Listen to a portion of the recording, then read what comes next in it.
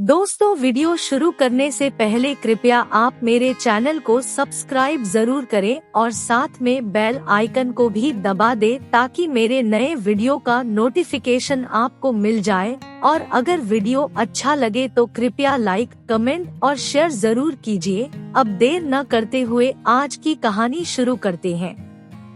राजा पीपा एक धनी राजपूत था और कुछ वर्षों से राजगद्दी पर बैठा था। एक बार उसके दिल में परमार्थ का चाव पैदा हुआ, क्योंकि उसे जीवन में खालीपन सा महसूस होने लगा था। अमीरों वजीरों को इकट्ठा करके पूछा कि क्या इस वक्त कोई महात्मा है। उन्होंने कहा, कबीर साहिब और गरीबदास जी तो चोला छोड़ चुके हैं। अगर इस वक्त कोई महात्मा है तो जूते बनाने वाला संत रविदास है, जो आपके महलों के पास ही रहता है। अब राजा मन में सोचने लगा कि क्या करूं? परमार्थ भी जरूरी है। अगर खुल्लम खुल्ला जाता हूँ तो राज पलट जाएगा, लोग बागी हो जाएंगे। दिल में प्रेम था, इसलिए सोचा संत रविदास अकेले मिले तो उनसे दीक्षा ले लूं। राजा इसी मौके की तलाश में रहने लगा।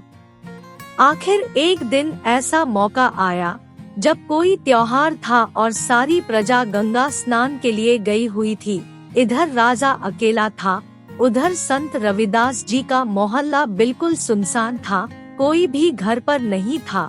राजा छिपकर संत रविदास जी के घर गया और प्रार्थना की, गुरु महाराज, मुझे दीक्षा दे दो। संत रविदास जी ने चमड़ा भिगोने वाले कुंड में से पानी का एक चुल्लू भरकर राजा की तरफ बढ़ाया और कहा, राजा ये पी लो। राजा ने हाथ आगे करके ले तो लिया, लेकिन चमड़े वाला पानी, क्षत्रिय राजपूत और फिर राजा कैसे पीता?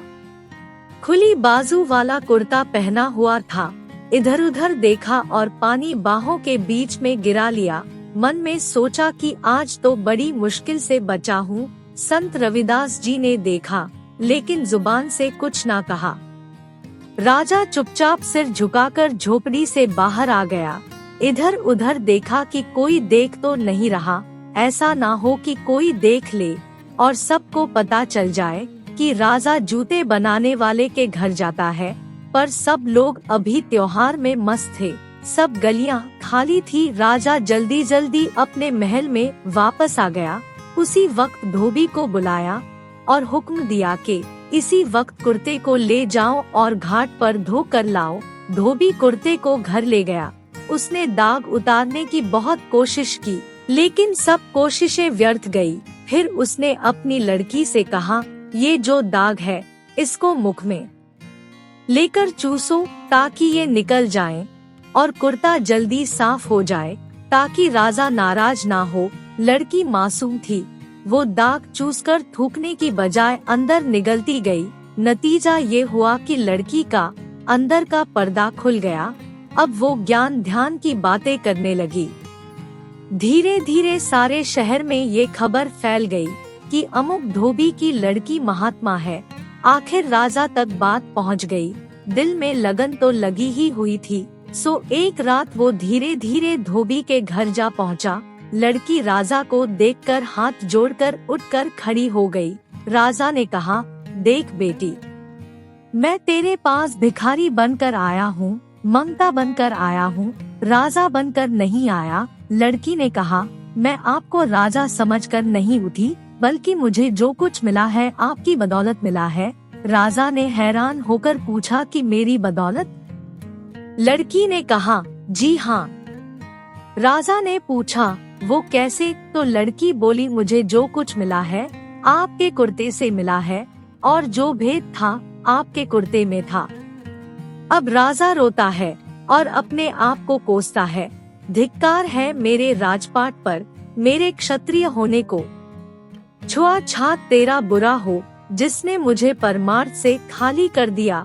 जब ठोकर लगी तो लोक लाज, जाति पाति की परवाह ना करता हुआ सीधा संत रविदास जी के पास पहुंचा और हाथ जोड़कर प्रार्थना की, गुरुदेव। वही चरणामृत फिर दो। संत रविदास जी ने कहा, अब नहीं, जब तू पहली बार आया तो मैंने सोचा कि तू क्षत्रिय राजा होकर मेरे घर आया है, तुझे वो चीज दूं जो कभी नष्ट ना हो। वो कुंड का पानी नहीं था, अमृत था, जो परमात्मा के घर से आया था। मैंने सोचा, मैं रोज पीता हूँ, आज राजा भी पी ले, लेकिन तूने चमड़े का पानी समझकर नफरत की और कुर्ते में गिरा लिया। रविदास जी ने उसे सांत्वना देते हुए कहा, चिंता ना करो, मैं अब तुम्हें दीक्षा दूंगा। प्रेम और विश्वास से अभ्यास करना, ये अनमोल खजाना तुम्हें अंदर से ही मिल जाएगा। राजा को समझ आ गई और विश्वास हो गया। परमार्थ का शौक था, दीक्षा लेकर कमाई की और महात्मा बन गया। राजा पीपा के शब्द गुरु ग्रंथ साहिब में दर्ज है। वो राज भी करता था और नाम भी जपता था। दोस्तों, इस साखी से हमें ये शिक्षा मिलती है कि गुरु की हर बात में कोई ना कोई राज होता है और हमें गुरु के ऊपर पूर्ण रूप से विश्वास होना चाहिए। अगर हमारा विश्वास पक्का होगा तो ही हम रूहानी तरक्की कर पाएंगे। दोस्तों, इस जीवन में गुरु के बिना हम कुछ नहीं कर सकते, क्योंकि जीवन में हमें कदम कदम पर कोई न कोई सहारा चाहिए होता है। और अगर हमें पूर्ण गुरु मिल जाए तो वो हमें परमात्मा की प्राप्ति का रास्ता तो दिखाता ही है और हमें सहारा भी देता है।